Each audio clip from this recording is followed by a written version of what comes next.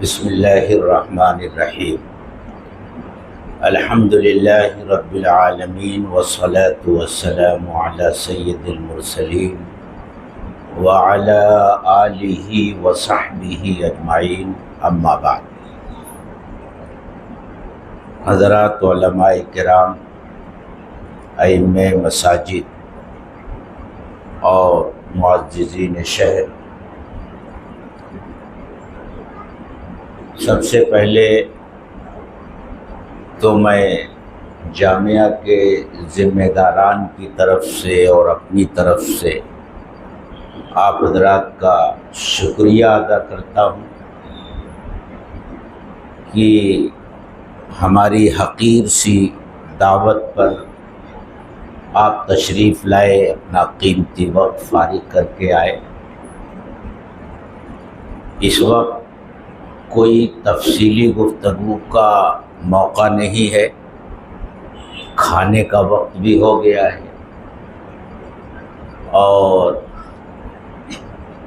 تمہیدی گفتگو حضرت مولانا مفتی فیاض احمد صاحب نے فرما دی ہے، تو میں براہ راست کچھ باتیں آپ حضرات سے کرنا چاہتا ہوں اور ایک گزارش کرنا چاہتا ہوں۔ جیسا کہ مفتی صاحب نے فرمایا کہ مدرسوں کی آمدنی کے دو بڑے ذرائع ہوا کرتے تھے، ایک تو رمضان المبارک کا موقع اور دوسرا عید الاضحیٰ کا موقع، جس میں چرم قربانی کے ذریعے ایک بڑی رقم اداروں کو حاصل ہوا کرتی تھی۔ رمضان المبارک کا موقع تو جیسا تھا وہ موجود ہے، اور مدرسے کے ذمہ داران اس موقع پر اپنے مدرسوں کے لیے زکوٰۃ، صدقات اور عطیات کی مد میں رقومات حاصل کرتے ہیں، لیکن عید الاضحیٰ کا جو موقع ہوا کرتا تھا، جو ایک بڑی رقم اداروں کو ملتی تھی، جب سے پابندیاں لگی اور چمڑے کی قیمت صفر ہو کر رہ گئی، اس وقت سے ایک بڑی آمدنی جو ہوا کرتی تھی وہ بند ہو گئی۔ آپ کو یاد ہو تو عید الاضحیٰ کے موقع پر ہمارے اس ادارے کو 20 سے 25 لاکھ روپے ملا کرتے تھے، وہ ایک دم بند ہو گئے۔ تو اس کے لیے ایک شکل تجویز کی گئی اور الحمدللہ اس میں کامیابی بھی ملی، لوگوں کو متوجہ کیا گیا اور لوگوں نے اس ضرورت کو محسوس بھی کیا کہ جو لوگ چھوٹے جانور کی قربانی کرتے ہیں ان سے یہ درخواست کی گئی کہ آپ جانور خریدتے ہیں، ہزاروں روپے اس پر صرف کرتے ہیں، ایسے موقع پر مدرسے کے تعاون کے لیے اگر آپ چھوٹا جانور ذبح کرتے ہیں تو 200 روپے مدرسے کو دے دیا کیجئے، بڑا جانور ہے تو 700 روپے۔ الحمدللہ پچھلے چند سالوں سے کامیابی کے ساتھ یہ نظام چل رہا ہے اور تقریباً 8-10 لاکھ روپے اس طرح ادارے کو مل جایا کرتے ہیں۔ اس میں بڑا تعاون آپ حضرات کا ہوتا ہے، آپ حضرات کی قربانیوں کا ہوتا ہے۔ آپ تھوڑی سی توجہ فرماتے ہیں اور لوگوں کو اس طرف متوجہ فرماتے ہیں تو لوگ خوشی خوشی یہ تعاون کرنے پر تیار ہو جاتے ہیں اور آمادہ ہو جاتے ہیں۔ ایک مرتبہ پھر آپ حضرات کو جو یہاں آنے کی دعوت دی گئی ہے، زحمت دی گئی ہے، وہ اسی مقصد کے لیے دی گئی ہے کہ حسب سابق آپ ادارے کا تعاون اس انداز میں فرمائیں کہ اپنے اپنے علاقوں میں، اپنی اپنی مسجدوں میں یہ اعلان کر دیں کہ بھائی یہ نظام ہے سراج العلوم کی امداد کے لیے کہ جو حضرات بکرے کی قربانی کر رہے ہیں وہ 200 روپے، اور جو بڑے جانور کی قربانی کر رہے ہیں وہ 700 روپے تعاون کے نام پر ادارے کو مرحمت فرمائیں۔ اس کا کوپن آپ حضرات کے پاس ہوگا، آپ حضرات ان سے درخواست کریں کہ بھئی ہمارے پاس کوپن ہے، اور یہ کوپن آپ حضرات لے کر کے ہمارے پاس رقم جمع کر دیں۔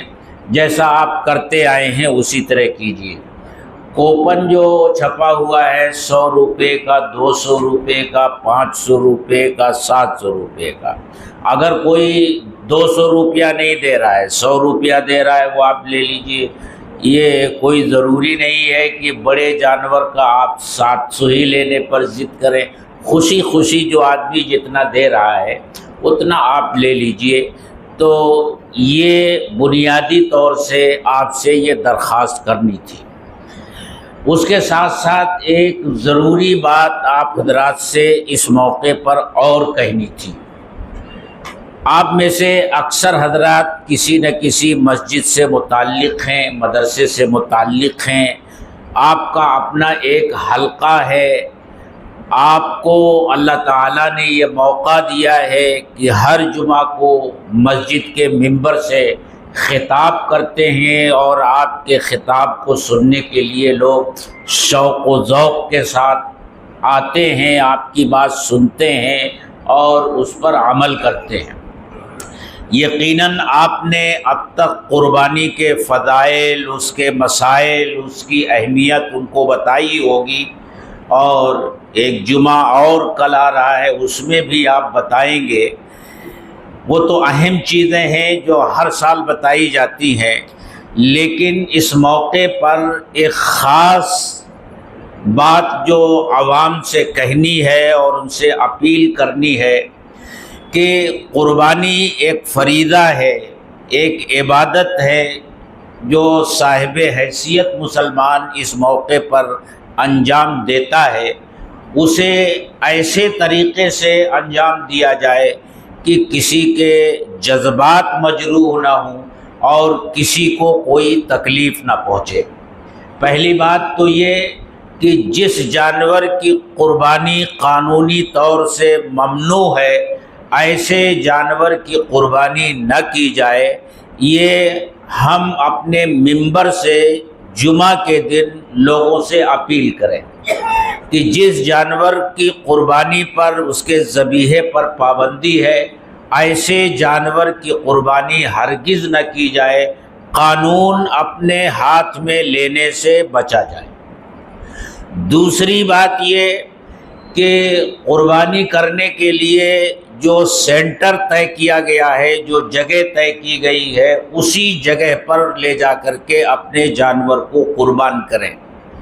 اپنے محلے کے گلی کوچے میں، اپنے گھر کے آس پاس جہاں قربانی کا پرمیشن نہیں لیا گیا ہے، اجازت نہیں لی گئی ہے، وہاں لوگوں کو آپ سمجھائیے کہ وہاں قربانی کرنے سے بچیں۔ جو جگہ متعین کر دی گئی ہے اسی جگہ پر قربانی کریں۔ تیسری بات جو سب سے اہم ہے، جو اس وقت سب سے بڑا مسئلہ ہمارے لیے بن گئی ہے، اور اگر ہم نے اس مسئلے کو دانشمندی کے ساتھ حل نہیں کیا، خوبصورتی کے ساتھ حل نہیں کیا، اور جس بے ڈھنگے پن سے ہم کر رہے ہیں، یہ ڈر ہے کہ کہیں آئندہ یہ سینٹر بھی ختم نہ کر دیے جائیں اور پھر ایک سلاٹر ہاؤس میں پابند کر دیا جائے سب کو اپنا جانور لے جا کر قربانی کرنے کے لیے۔ اس کا پورا خطرہ ہے۔ وہ یہ ہے کہ آپ کو یاد ہوگا کہ پہلے کارپوریشن کی طرف سے کچرا اور فضلات جو جانور ذبح کرنے کے بعد نکلتا ہے، اس کی اوجھڑی نکلتی ہے، عورت تو چمڑا بھی فضلات میں آ گیا، وہ بھی پھینکنا پڑتا ہے۔ پہلے کارپوریشن کے لوگ یہ کام کرتے تھے، کارپوریشن کا صفائی کا عملہ آتا تھا، یہ ساری چیزیں اٹھاتا تھا، لاتا تھا اور لے کر جاتا تھا۔ قربانی کرنے والے اپنے جانور کی قربانی کر کے چلے جاتے تھے، لیکن پچھلے چند سالوں سے جو صفائی مزدور ہیں ان کی یونین نے یہ فیصلہ کر لیا ہے کہ ہم ایسے موقع پر صفائی نہیں کریں گے۔ تو کارپوریشن کی طرف سے یہ ہدایت ہے کہ جو فضلہ رہتا ہے سینٹر پر، وہ اوجھڑی رہتی ہے اور چمڑا رہتا ہے یا جو اور فضلات نکلتے ہیں، اس کو گاڑی میں لوڈ کرنے کی ذمہ داری قربانی کرنے والوں کی ہوتی ہے۔ اور اب کارپوریشن کی طرف سے کوئی سینٹر متعین نہیں کیا جاتا، بلکہ آپ کی کوئی ایسی جگہ ہے جس کے چاروں طرف باؤنڈری ہے، پردہ ہے، اس کے لیے آپ اپنے نام پر وہاں اجازت حاصل کر سکتے ہیں، اور جس نے اجازت لیا ساری ذمہ داری صفائی کی اس کے سر ہوتی ہے۔ اگر صفائی نہیں ہوئی تو پولیس والے اس کو لے جاتے ہیں اور مہمان خانے میں بٹھا لیتے ہیں۔ اس لیے ہمارے لوگوں کی جو عادت ہے کہ قربانی کیا، پہلے تو وہ احسان مدرسے والوں کے اوپر کرتے تھے کہ بھائی تم نے کھال لی ہے تو باقی کام بھی تم کرو۔ وہ ایسا مزاج بنا رہتا ہے کہ ہم قربانی کر رہے ہیں تو تمہارے اوپر احسان کر رہے ہیں۔ آج بھی وہی مزاج ہے، جانور لاتے ہیں، قربانی کرتے ہیں اور گوشت اٹھاتے ہیں اور چلتے بنتے ہیں، وہ سارے فضلات وہیں پڑے رہ جاتے ہیں۔ ان کو اٹھانا اور ڈمپر میں لادنا یہ کون کرے گا؟ وہ بھاگ جاتے ہیں، وہ ملبہ اسی طرح پڑا رہتا ہے، اور پھر جس اللہ کے بندے نے آگے بڑھ کر کے اپنے نام پر پرمیشن لیا ہے وہ پھنس جاتا ہے، اور ایک مرتبہ جو پھنس جاتا ہے آئندہ وہ ہمت نہیں کرتا اپنے نام پر اجازت لینے کی۔ آپ کو یاد ہوگا پچھلے سال سے پہلے ماسٹر شفیق، جنہیں اقصی ماسٹر کہا جاتا ہے، انہوں نے اپنے نام سے پرمیشن لیا تھا مدرسے کے گراؤنڈ میں، صفائی نہیں ہو پائی، پولیس نے لے جا کر کے دن بھر ان کو بیٹھا کے رکھا، پورا ایک دن کچرا پڑا رہا یہاں۔ پھر اگلے دن دونوں دنوں کا کچرا اٹھا۔ جب پچھلے سال ان سے کہا گیا کہ بھائی اب آپ پرمیشن اپنے نام سے نکالیے، تو انہوں نے ہاتھ جوڑے، میرے بس کا نہیں۔ پچھلے سال ہمارے جاوید بھائی نے ہمت کی اور آگے بڑھ کر انہوں نے پرمیشن لیا، لیکن پولیس والوں نے ان کو اتنا پریشان کیا کہ جس دن سے پرمیشن لیا صبح فون آ رہا ہے، شام فون آ رہا ہے، یہاں بلایا جا رہا ہے، وہاں بلایا جا رہا ہے۔ یعنی ایک تو ان کو سمجھانے کے لیے اور سمجھ میں یہ بھی آیا کہ ان کو پریشان بھی کرنے کے لیے کہ آئندہ اپنے نام پر پرمیشن لینے کی ہمت نہ کر سکیں۔ نتیجہ وہی ہوا، اس سال انہوں نے بھی ہمت ہار دی، کہا بھائی میرا پورا تیوہار خراب ہو گیا، میں نہیں لے سکتا۔ اس سال ہمارے تیسرے نوجوان نے اپنے ذمے یہ کام لیا ہے، لیکن آخر کب تک؟ ہمارا اگر یہی طرز عمل رہا اور کام اور قربانی کرنے کا انداز یہی رہا کہ گوشت اٹھائے اور چلے گئے، باقی ملبہ پڑا ہوا ہے، اب تو کارپوریشن والے اٹھائیں گے نہیں، تو پھر کون پرمیشن لینے کے لیے آگے بڑھے گا؟ یہ صرف مسئلہ یہاں کا نہیں ہے، پورے شہر کا مسئلہ ہے۔ ایک مرتبہ جو اپنے نام پرمیشن لیتا ہے، دوسری مرتبہ وہ ہمت اس لیے نہیں کر پاتا کہ قربانی کرنے والے لوگ تعاون نہیں کرتے۔ جانور ان کا ہے، قربانی ان کی ہے، ان کو تو چاہیے کہ اپنے جانور کے سلسلے میں جتنے کام ہیں وہ خود کریں۔ یہ عبادت ہے ان کی طرف سے جو اللہ کے حضور پیش کی گئی ہے، تو سارا کام ہنسی خوشی اور برضا و رغبت انہیں کرنا چاہیے۔ اور میں تو یہ سمجھتا ہوں کہ جس طرح قربانی کرنے کا انہیں ثواب ملتا ہے، اس کا کچرا اٹھانے کا بھی ثواب انشاءاللہ ان کو ملے گا۔ یہ سمجھانے کی ضرورت ہے۔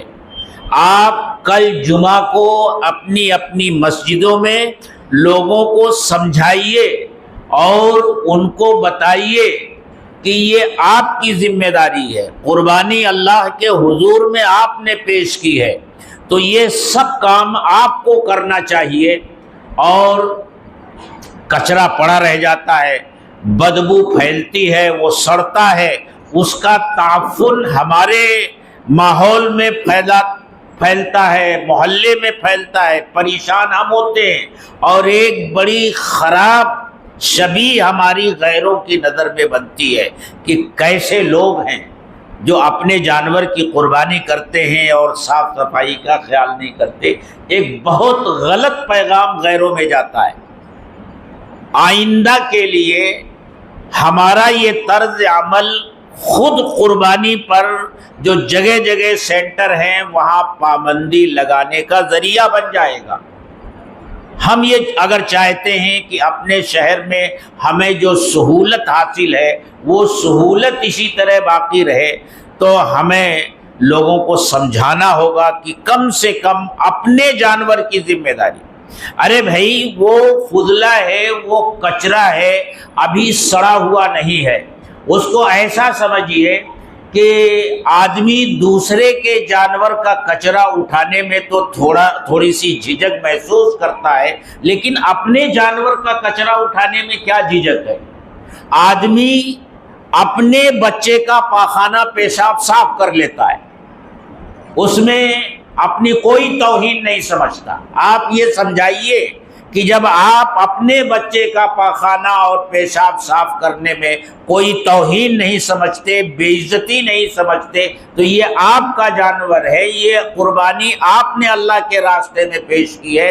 اس کا کچرا صاف کرنے میں، اس کی لید اٹھانے میں، اس کا گوبر اٹھانے میں، اس کے فضلات اور اس کے باقیات اٹھانے میں آپ کو شرم نہیں آنی چاہیے۔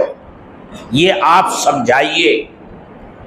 کل جمعہ کے دن جو بھی تقریر آپ فرمائیں، یہی موضوع بنائیں کہ اسلام نے اس مسئلے پر کتنی اہمیت اس مسئلے کو دی ہے کہ ہماری ذات سے کسی کو کوئی تکلیف نہ پہنچے، کسی کو کوئی ایذا نہ پہنچے۔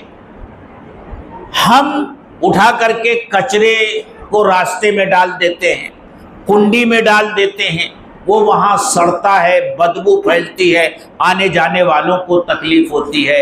ہم سے تو کہا گیا ہے کہ اماطۃ الاذی عن الطریق یہ اسلام کے شعبوں میں سے ایک شعبہ ہے، اور ہم تکلیف پہنچانے کا ذریعہ بنتے۔ اس طرح لوگوں کو سمجھایا جائے۔ یہ مسئلہ اس وقت بڑی اہمیت اختیار کر گیا ہے۔ آپ حضرات یہاں تھے، ہم لوگ وہاں بیٹھے ہوئے تھے، علاقے کے دو کارپوریٹر آئے ہوئے تھے۔ مسئلہ یہی ہے کہ قربانی ہو جائے گی، پھر وہ جو باقیات ہیں، جو فضلہ ہے، اس کو کون اٹھائے گا؟ ایک مسئلہ بنا ہوا ہے۔ اور یاد رکھیے کہ پولیس والے جو پریشان کرتے ہیں نا کہیں یہ بھی ان کے اس میں ہوگا، اس طرح پریشان کیجئے کوئی تیار نہ ہو اور پھر آئندہ کے لیے یہ مسئلہ ہی ختم ہو جائے۔ اس لیے اس مسئلے کو خاص طور سے صاف صفائی کا، ستھرائی کا لوگ خیال رکھیں۔ ممنوع جانوروں کی قربانی نہ کریں، جن جانوروں کی اجازت ہے اس کی قربانی کریں۔ اور خاص طور سے ایک بات اور کہ جس سینٹر پر قربانی ہو رہی ہے وہاں سے گوشت اگر اپنے گھر لے جانا ہے تو اس کو اچھی طرح کپڑے سے ڈھک کر لے جائیں، کھلا ہوا گوشت لے کر راستے پر نہ نکلیں۔ اسی طرح قربانی کرتے وقت اگر آپ کے کپڑوں پر خون لگ گیا ہے اور پھر آپ اپنے رشتہ داروں کے ہاں قربانی کا گوشت تقسیم کرنے کے لیے نکلتے ہیں تو یہ دیکھا جاتا ہے کہ اسی خون آلود کپڑے میں لوگ بائک پر نکلتے ہیں اور پورے شہر میں گوشت تقسیم کرتے پھرتے ہیں. لوگوں کو سمجھائیے کہ اس کا خیال رکھیں. گوشت کی تقسیم کے لیے جب نکلیں تو وہ کپڑے جو خون آلود ہو چکے ہیں ان کو تبدیل کر لیں, نہا دھو لیں, اس کے بعد شہر میں نکلیں. یہ ساری چیزیں صاف صفائی کے خیال سے آپ حضرات لوگوں کو سمجھائیے, ورنہ حالات جو دن بدن بن رہے ہیں خطرہ اس کا ہے کہ کہیں ہم کو جو سہولت میسر ہے وہ ختم نہ کر دی جائے, یہ کہہ کر کے کہ اس کی وجہ سے حفظان صحت کے اصول پامال ہوتے ہیں. حفظان صحت کے اصول پامال ہوتے ہیں.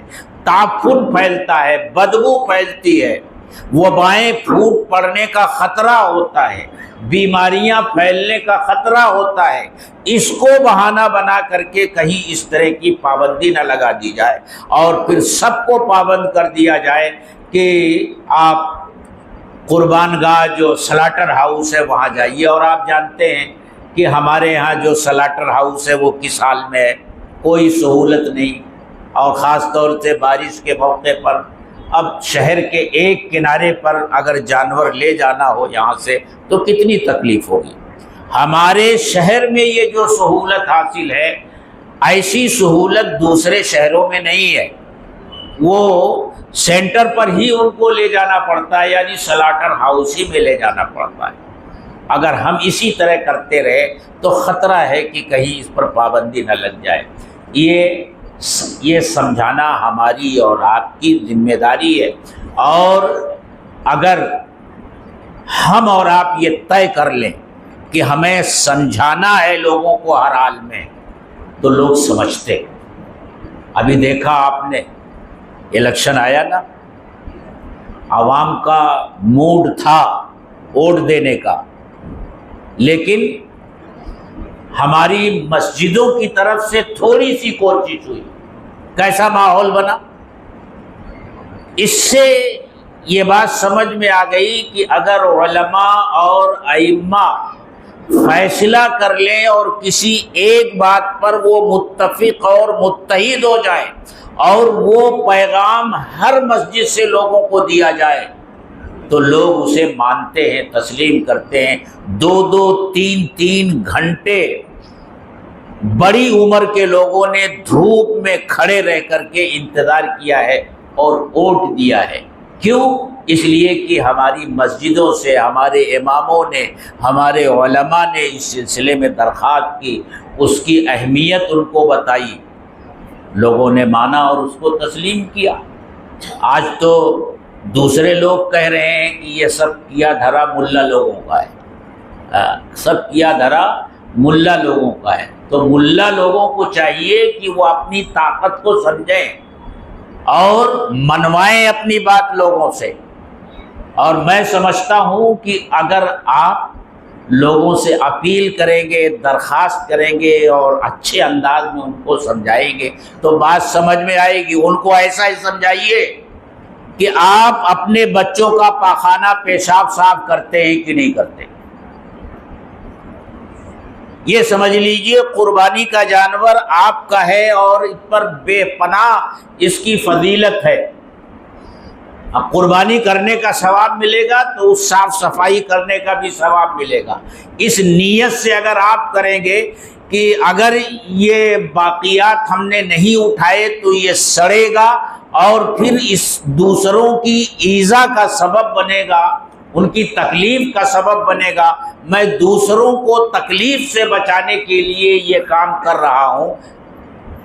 یہ بڑا اچھا جذبہ ہوگا اور انشاءاللہ اس پر اجر و ثواب ملے گا. اس طرح لوگوں کو سمجھائیے تو انشاءاللہ لوگ بات مانیں گے.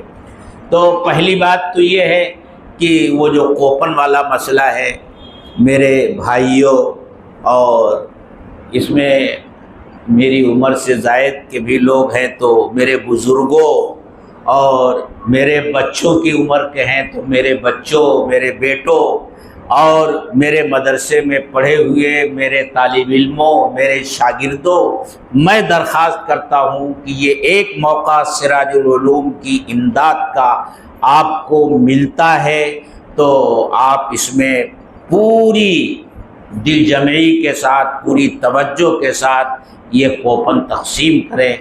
آپ کے ذریعے جو یہ تعاون ملتا ہے، ہمارا بجٹ کا ایک بڑا حصہ اس سے پورا ہو جاتا ہے. تو انشاءاللہ ہم سب کریں گے نا؟ ہاں ارے بھائی بہت